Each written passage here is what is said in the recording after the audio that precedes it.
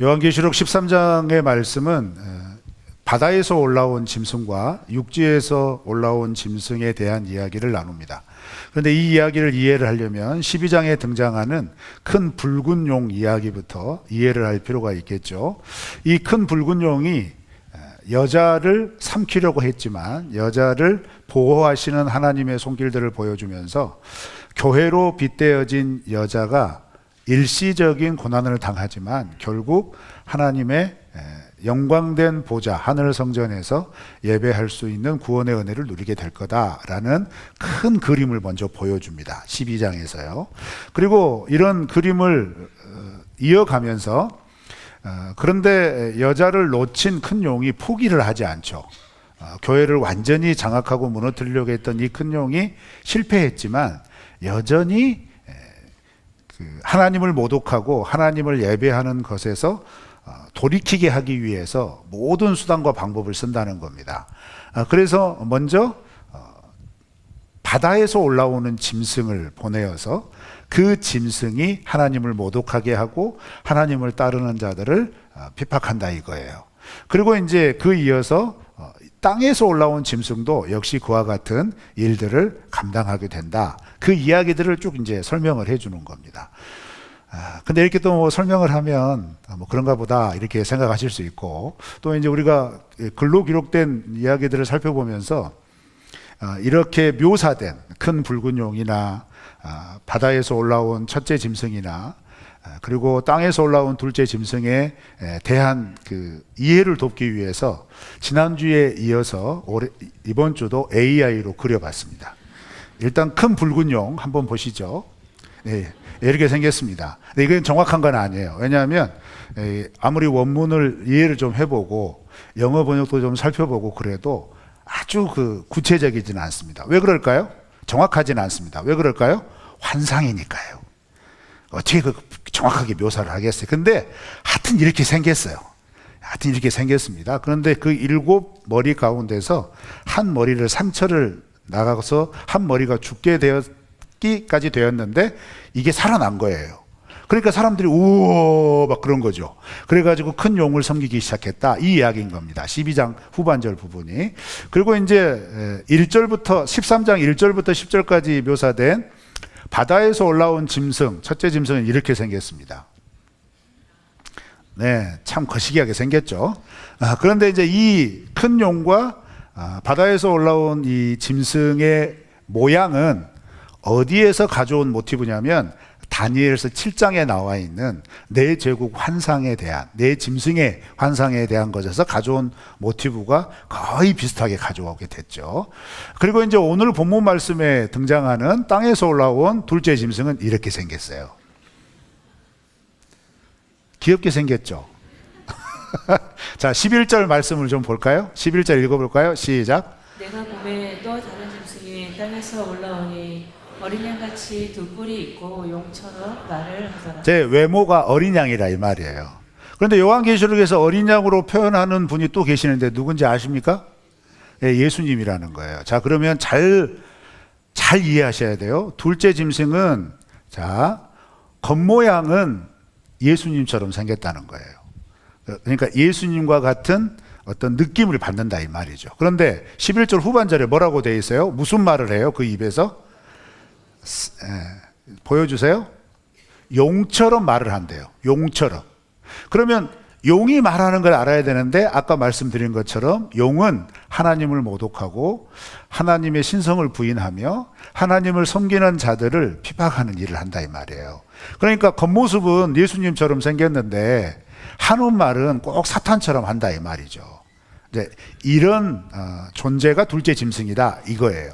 그런데 그것을 표현을 할 때 요한은 환상 가운데 보면서 어떤 것에 주안점을 놓고 했느냐 했을 때 그 뒤에 나오는 이 둘째 짐승이 하는 일들을 묘사하면서 당시 교회가 처해 있는 상황들을 생각나도록 유도를 한 겁니다. 자, 그러면 이 둘째 짐승이 어떤 일을 했냐면 이런 일을 했죠. 눈으로만 살펴보세요. 13절에 보면 이적을 행했대요. 큰 이적. 그런데 그 이적이 뭐냐면 기도했더니 하늘에서 불이 떨어져요. 여러분 이거 뭔 이야기 생각나시죠? 하늘에서 불이 떨어진 이야기 무슨 이야기인지 모르세요? 구약 성경에 있는데 우리 스무고개 해볼까요? 엘리야잖아요. 그러니까 하는 행동들은 정말 하나님이 보내신 선지자가 아니면 할 수 없는 행동들을 한다 이 말이에요. 그러니까 딱 보면 야 이거 하나님의 이적이구나 이렇게 생각할 수 있다 이 말이죠. 그리고 14절 말씀에 보면 그래서 이 둘째 짐승이 하는 일이 뭐냐면 그런 첫째 짐승을 위해서 그 첫째 짐승을 위해 우상을 만들어 섬기게 한다 이렇게 얘기를 합니다. 그리고 15절에서는 이렇게 만든 우상을 말을 하게 했다는 거예요. 말을 하게. 야, 이게 이럴 수도 있구나. 하지만 여러분 1세기 여러 역사적인 문헌을 살펴보면 특별히 이제 일반 생활 풍속 가운데 사람들 사이에 그때 당시 즐겼던 것이 마술이래요, 마술. 그래서 실제로 사도행전에 보면 마술을 행하는 마술사가 상당히 많았잖아요. 그런데 1세기에 유행하였던 마술 중에 하나가 뭐냐면 진흙으로 어떤 모양을 만들어 놓고 쫙 하면 이게 딱 움직이는 거지. 그러면서 더 이제 고수인 마술사는 뭐라고 주문을 외우니까 그렇게 만든 인형이 말을 하는 거예요. 우리는 별로 이렇게 공감이 안 되죠. 그런데 그때 당시 사람들은 이거 굉장히 흥미롭게 그리고 놀랍게 지켜봤다는 얘기죠. 그런데 그런 일들을 행하면서 세운 우상을 섬기도록 유도했다 이 말이에요. 자, 그러면 이건 무슨 의미를 갖느냐면 이런 겁니다. 여러분, 이 둘째 짐승이 하는 이런 행위들의 목적을 12절에서는 이렇게 분명하게 알려줘요. 읽습니다. 시작. 그가 먼저 나온 짐승의 모든 권세를 그 앞에서 행하고 땅과 땅에 사는 자들을 처음 짐승에게 경배하게 하니 곧 죽게 되었던 상처가 나은 자이다. 자, 이 12절 말씀에 보면 둘째 짐승의 이런 활동들의 목적을 뭐라고 얘기를 하냐면 먼저 나온 첫째 짐승을 섬기도록, 경배하도록, 예배하도록 하기 위한 거다. 첫째 짐승을 예배하도록 하기 위해서 이적도 행하고 놀라운 어떤 기적들을 보여준다 이 말이에요. 그러면 이제 이렇게 빗댄 이 존재가 그러면 누구냐 이 말이에요. 어떤 존재냐 이 말이죠. 13장에 기록된 그 내용들을 구분을 해보자면 1절부터 10절 첫 번째 짐승에 대한 이야기를 진행해 나갈 때 헬라어 원문의 문장은 대부분의 동사가 과거 완료형입니다. 과거형 동사를 씁니다. 그리고 11절부터 18절은 이런 일을 진행해 나가는 동사, 그 동사가 대부분 현재형 동사를 씁니다. 자, 그러면 지금 현재 그 첫째 짐승으로 표현된 그 존재를 경배하도록 하기 위하여 이 현장에 있는, 이 현실에 있는 둘째 짐승과 같은 존재. 그런데 그 존재는 꼭 예수님 같이 생겼어요. 그런데 그 존재가 말을 하는 것이나 보여주는 것이나 행동하는 것은 모두가 다 예수님께서 하신 일, 그리고 성경에 기록된 선지자들이 하는 일, 이런 일들을 끄집어 와서 그걸 행하면서 결국은 누구를 예배하도록 만드느냐? 첫째 짐승을 예배하도록 만든다는 거예요. 그러면 첫째 짐승의 존재는 어떤 존재냐? 요한이 무엇을 빗댄 거냐라는 거죠. 그것은 다른 게 아닙니다. 첫째 짐승은 큰 용에게서 권세를 받아서 하나님을 모독하고 하나님을 예배하고 경배하는 자들을 우상으로 돌아서게 하는 거예요. 자기 자신에게 돌아서게 만드는 거예요. 큰 용에게 돌아서게 만드는 존재였다 얘기죠. 그러면 그 존재를 요한은 그때 당시 누구를 지칭하면서 빗대었느냐? 로마의 황제를 빗대어서 이 이야기를 풀어나가고 있는 겁니다. 왜냐하면 요한계시록을 기록할 1세기 말 90년에서 100년 사이에 도미티아누스 황제가 집권하고 있을 때 로마 황제 중에서, 역대 로마 황제 중에서 가장 적극적으로 내가 하나님이다 라고 선포하고 황제를 하나님처럼 우상으로 섬기도록 정책과 밀어붙이는 제도를 만들었던 왕이 도미티아누스 황제였어요. 그래서 그 상황을 지금 이야기를 하는 겁니다. 그래서 그 상황을 이야기하면서 둘째 짐승들이, 그러면 이 둘째 짐승은 누구냐? 로마 황제를 신으로 숭배하도록 여러 가지 방법을 동원해서 포장하고 여러 가지 것들의 어떤 방법들을 동원해 가지고 결국 로마 황제를 섬기도록 유도하는 사람들. 그런 사람들은 이제 역사적으로 보면 그 각 지방의 지방 지도자들이나 그 다음에 종교 지도자들이나 이런 각종 우상을 섬기는 우상의 사제들이나 이제 그런 사람들을 이야기를 하는 것이죠. 더더군다나 이것은 좀 더 압축을 해보자면 요한계시록에서 특별히 우리가 2장 3장의 내용을 살펴볼 때 아시아에 있는 7교회의 예수님께서 말씀하신 내용들을 곰곰이 살펴보면 교회 안의 상황들을 예수님이 진단할 때 몇 가지 표현들을 쓰셨거든요. 그 중에 쓰셨던 표현 중에 하나가 뭐냐면 거짓 선지자라고 그래요. 거짓 선지자들의 역할이 뭐였어요? 예수님만 믿어서 구원받는 거 아니야. 율법 지켜야지. 이런 거였어요.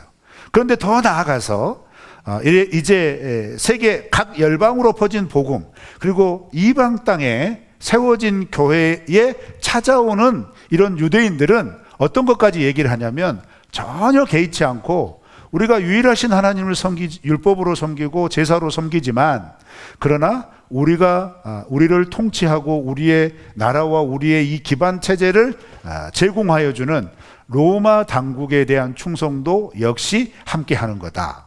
이런 교묘한 타협들을 하는 거죠. 이제 이런 타협들을 통하여서 이제 교회 안에 여러 가지 다양한 모습들이 나타나게 된 거예요. 자, 그러면 이렇게 활동을 해가지고 어떤 결과를 유도를 했느냐 했을 때, 첫째 짐승을 경배하도록 했는데, 이 경배하도록 하는 방법이 12절, 13절, 14절, 15절 말씀을 보면 딱 두 가지로 분류가 돼요. 하나는 종교적인 신비한 방법들. 각 종교 안에 기적적인 것들이 나타나지 않겠습니까? 그런 기적적이고 신비한 것들을 통해서 로마 황제를 숭배하도록 이끌었고, 또 하나는 정치적인 제도로 이것들을 섬기지 않으면 안 되게 만들었다는 거예요. 그래서 15절 후반절에 보면 어떤 표현이 나옵니까? 15절 후반절에 이것을 따르지 않으면 어떻게 했다고요? 몇이든 죽이게 했다. 여기서 몇이든이라고 하는 말은 따르지 않는 사람들은 누구나 이런 의미예요. 누구나 죽여서라도, 그래서 그걸 본보기로 삼아서라도 로마 황제를 숭배하도록 이끌었다. 이런 의미가 이 본문 말씀의 내용이 되는 겁니다. 그리고 이 15절에 후반절에 나와 있는 이렇게 첫째 짐승을 섬기지 않으면 죽게 되게 하는, 죽임을 당할 수밖에 없게 하는 어떤 제도로서, 어떤 구체적인 방법으로서 나타나는 게 뭐였냐면 표를 받게 하는 거였어요. 표를 받게 하는 거. 이마나 오른손에 짐승의 표를 받게 했다. 그럼 여기서 짐승은 누구 짐승일까요? 첫째 짐승의 표를 받게 했다는 거예요. 그리고 그 짐승에 대한 이제 설명을 하면서, 우리가 신앙생활 오래 하시면 가장 두렵게 다가오는 단어 뭐죠? 666이 나오는 거예요. 666. 그래서 오늘 제가 굉장히 민감하게 뭔가를 해석하고 설명할 수 있습니다. 혹시 666에 대해서 고정관념을 가지고 그래 666은 바코드야, 666은 베리칩이야, 뭐 이렇게 철석같이 믿고 계신 분들은 시험에 드실 수 있어요. 그렇습니다. 그런데 그거 아니에요. 이상하게 그렇게 해석을 해가지고 이 요한계시록의 말씀이 전혀 다른 방향으로 흘러가 버리고 말았거든요.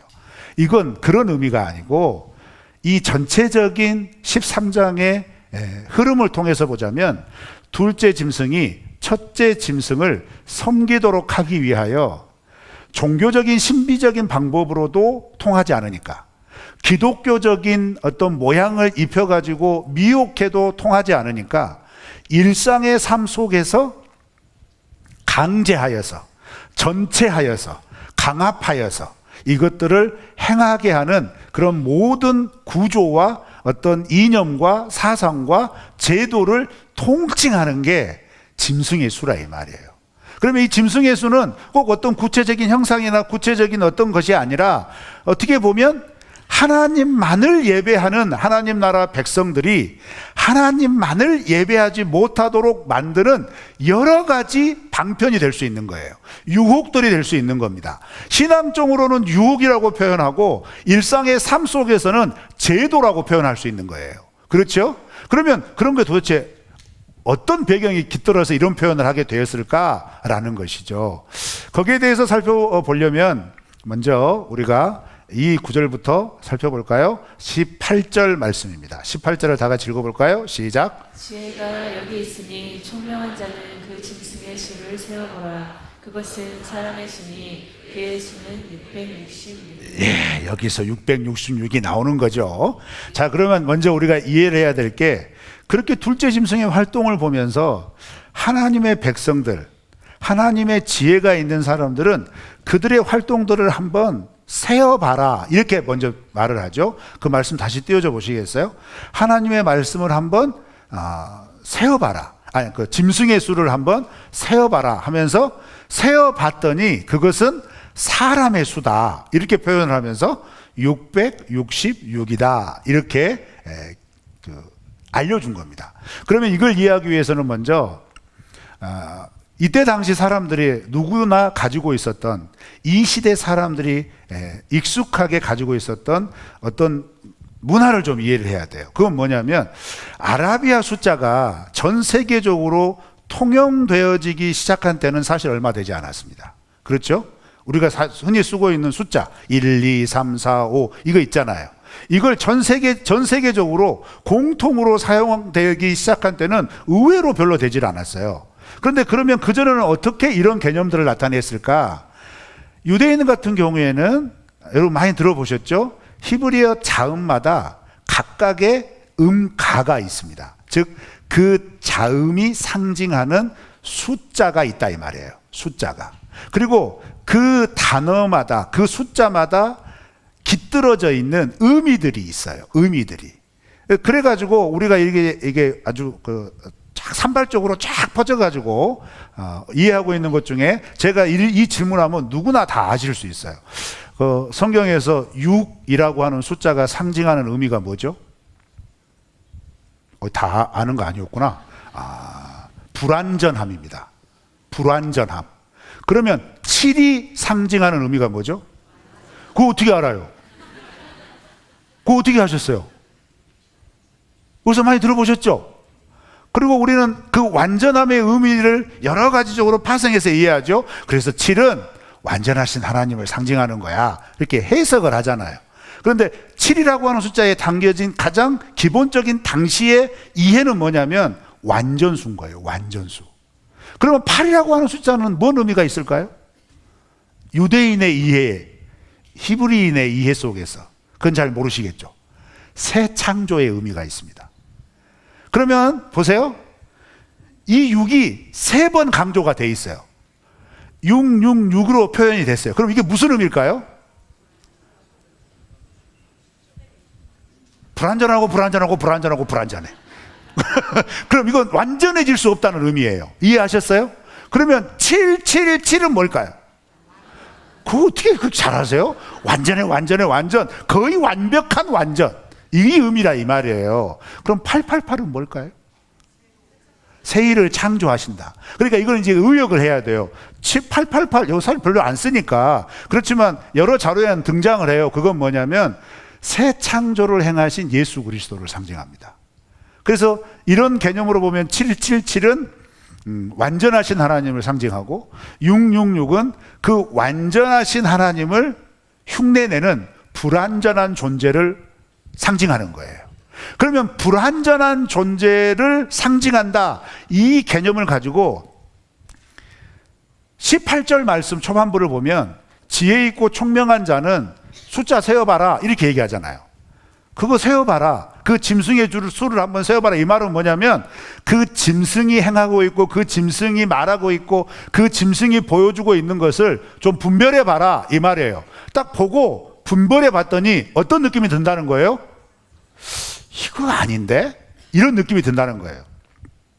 이거 좀 말이 안 되는데? 이런 느낌이 든다는 거예요. 자, 그러면 이거 아닌데? 이건 좀 부족한데? 이런 느낌이 들려면 뭐가 전제가 돼야 되죠? 지금 이 둘째 짐승은 큰 용, 첫째 짐승, 둘째 짐승과 함께 삼위일체 하나님을 패러디하고 있는 거예요. 그래서 하나님이 하시는 일을 자기들이 할 수 있다고도 보여주는 거예요. 그래서 큰 기적을 행하는 거고, 하늘에서 불이 떨어지게도 하는 거고, 우상을 만들어서 말도 하게 했다 이 말이에요. 그 말은 뭐예요? 전능하신 하나님이 행하시는 것들을 계속 그도 보여주는 거예요. 그대로 보여주는 거예요. 그러니까 여러분 오해하지 마세요. 치유? 기독교에만 있는 거 아닙니다. 뭐 놀라운 이적과 기적? 기독교에만 있는 게 아니에요. 세상 모든 종교에는 다 있어요. 그거 아셔야 된다 이 말이에요. 그런데 그 놀라운 일이 일어났는데 이거 좀 뭔가 아닌데? 이게 깨달아져야 한다는 거예요. 그게 뭘까요? 그걸 해놓고 그런 과정을 통해서 로마 황제를 숭배하게 하는 거예요. 그걸 보여주면서 그러니까 황제를 이렇게 예배해야 돼 라고 얘기하는 거예요. 그 도전의 직면에 있는 겁니다. 그러면 이 상황을 이해하기 위해서는 이 요한계시록이 쓰여진 당시의 구체적인 예 한 가지만 들어볼게요. 여러분, 이 시기를 통치하고 있었던 로마 황제는 도미티아누스 황제입니다. 도미티안이라고도 부르죠. 이 황제는 역사상 로마 황제 가운데 가장 자기의 이름을 신격화시킨 왕이에요. 그런데 그렇게 신격화시키기 위해서 도미티안 황제가 자기 스스로가 자칭했던 것 중에 하나가 뭐냐면 다른 거 아니에요. 나는 로마의 환생이다. 로마의 환생이 아니지. 네로의 환생이다. 이렇게 자칭했어요. 왜냐하면 네로 황제가 로마 황제 가운데 가장 폭군이었어요. 그죠? 가장 강압적으로 가장 고통스럽게 통치했던 왕 중에 하나인데 그 왕의 권세를 흉내낸 거예요. 가지고 온 겁니다. 그래서 너희들 말 안 들으면 네로 황제 때처럼 이렇게 되는 거예요. 이런 도전을 하는 거죠. 그런데 이 내용이 왜 중요하냐면 도미티안이 그런 황제 숭배를 하면서 자기를 신격하게 하기 위하여 이런 종교적인 요소들을 끌어오면서 나는 네로 황제가 죽을 당시에 여러 가지 가짜 뉴스가 돌았어요. 여러 가지 가짜 뉴스가 돈 것 중에 하나가 뭐냐면 네로는 죽지 않았다. 다만 어디에 은거한 거다. 그래서 때가 되면 다시 나타날 거다. 이 뉴스가 돌았어요. 그래서 사람들은 그걸 받아들였어요. 그런데 한 20년 지나고 나서 도미티안이 일어선 겁니다. 이제 왕이 즉위가 된 거죠. 그러고 나서 강력한 철권 통치를 통하여서 왕권을 확립해가며 강력한 철권 왕권을 넘어서는 신격화된 왕권을 진행해 가면서 자기를 그런 종교적인 존재로 탈바꿈시켜야 돼요. 가장 좋은 재료가 뭐냐? 네로는 다시 돌아온다. 그 전설을 이용한 거예요.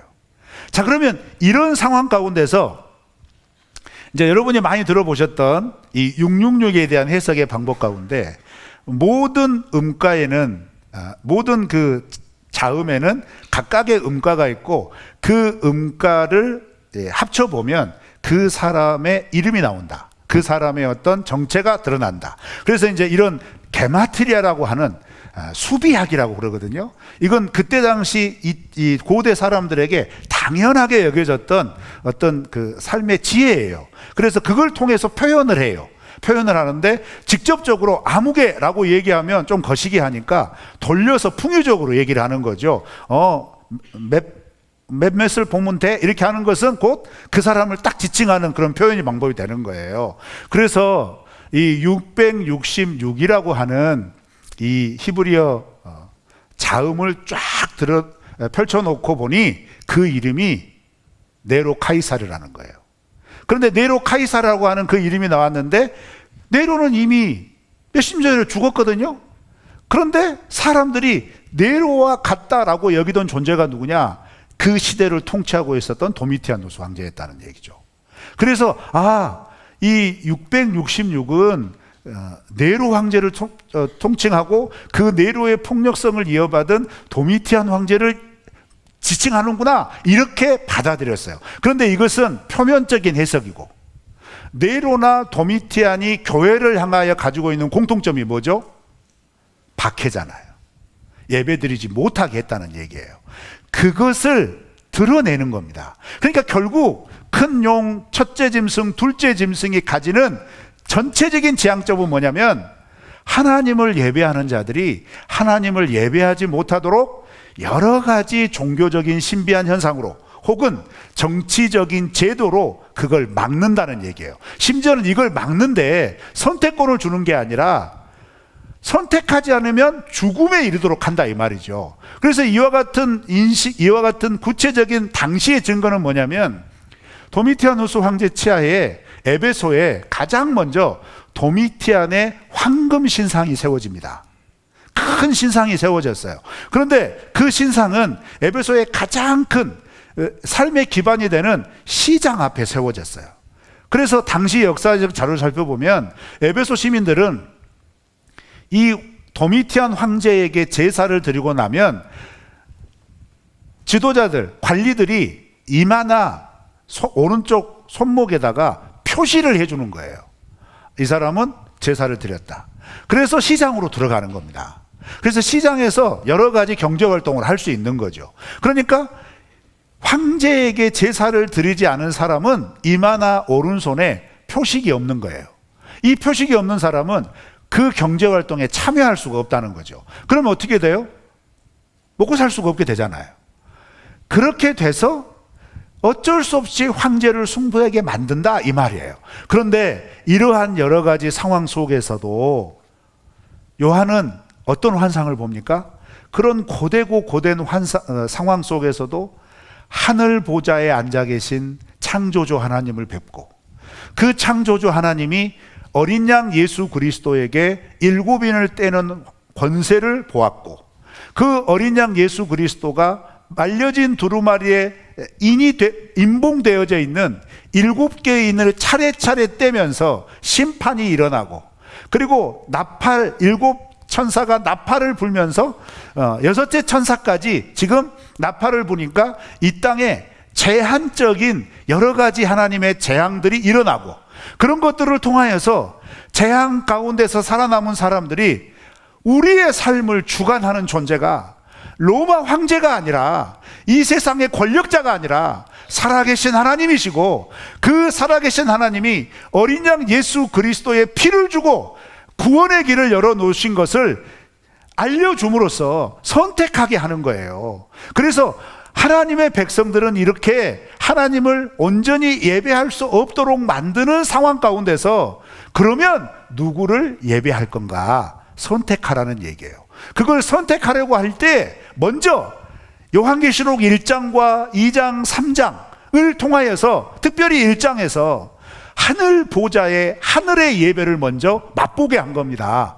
하늘 영광의 놀라운 영광스러움을 먼저 보여준 겁니다. 그리고 2장, 3장의 교회들을 향한 메시지를 통하여서 그렇게 하늘 보좌의 영광스러운 구원받은 무리들이 외치는 놀라운 예배들 속에서도 땅에 있는 교회들은 그거 알지 못하니까 어때요? 교회마다 이런 현상들이 벌어지게 되죠. 7교회 보낸 편지들 가운데 지금 이 둘째 짐승이 했던 어떤 이런 활동들 때문에 이 둘째 짐승의 유혹과 미혹에 넘어가서 오염된 교회들을 예수님이 지적하세요. 한 4개 교회 지적하시거든요. 4개 교회 지적합니다. 7교회 가운데서 에베소 교회 첫사랑을 버렸다 라고 얘기를 하면서 너희 교회 안에 거짓 선지자들의 말을 따랐다, 이 표현을 하세요. 그 다음에 버가모 교회 뭐라고 표현하냐면 네 교회 안에 사탄의 권자가 있다, 이렇게 말해요. 그래서 발람의 교훈을 따르는구나, 역시 타협에 대한 이야기를 하는 거예요. 두아디라 교회 뭐라고 표현을 하냐면, 두아디라 교회는 이렇게 표현을 합니다. 이세벨을 용납했다.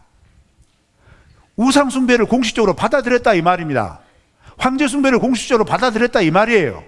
그리고 라오디게아 교회, 라오디게아 교회는 뭐냐면 너희들이 부한 줄 알지만 실상은 가난하다, 이 무슨 말일까요? 하나님을 예배하고 하나님을 전심으로 섬기는 것보다 물질이 더 좋은 거예요. 물질주의가 먼저 앞서는 거예요. 그래서 물질을 예배해요. 물질을 추구해요. 하나님을 예배하는 건 선택이 돼버린 거예요. 그러니까 겉으로 보면 부하게 잘 사는 것 같지만 실상은 하늘의 영광이 없다 이 말이에요. 이렇게 각각 지적하신 겁니다. 자, 그러면 여기에서 우리는 굉장히 심각해지는 거예요. 이것은 예수님이 이 땅에 오시기 직전에 일어나는 일이 아니라 예수님이 오신 이후부터 다시 오실 때까지 우리의 삶의 현장에서 계속해서 일어나는 일이라는 거예요.